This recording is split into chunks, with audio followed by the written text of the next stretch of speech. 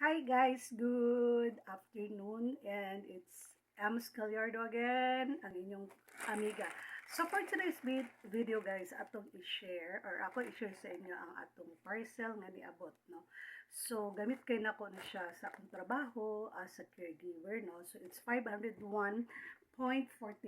So nanatay discount ani or points from Lazada, no. So isa lang ni siya sa mga parcel nga akong order nga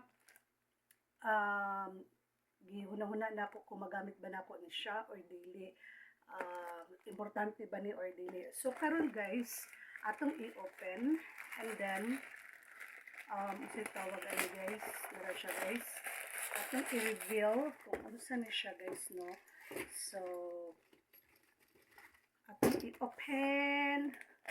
So din na siya free nga kaya pagkabalot na siya free nga oximeter. So dili rin siya pan guys, no. Na siya pakapin. So gamit kay nato sa families during sa work and wala siya free nga battery. So magpalit ra kog battery ani guys, no. So gamit kay ni siya bisan diri sa balay.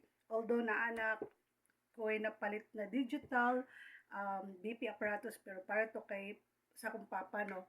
So katong daan nga BP app naguba naman gud siya so wala na gamit-gamit.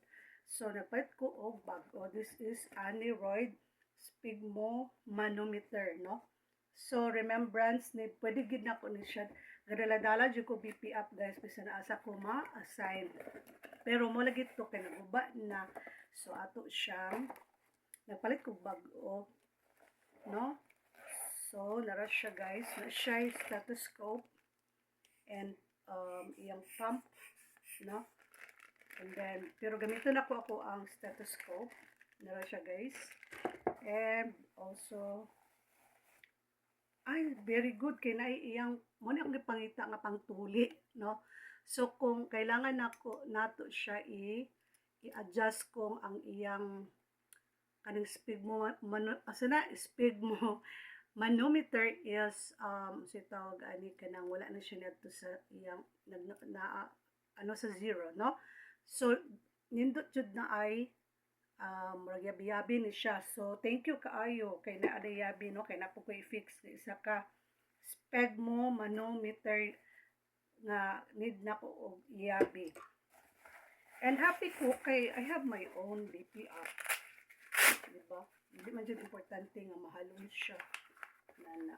So mora to guys, and thanks for watching. See you. Bye bye.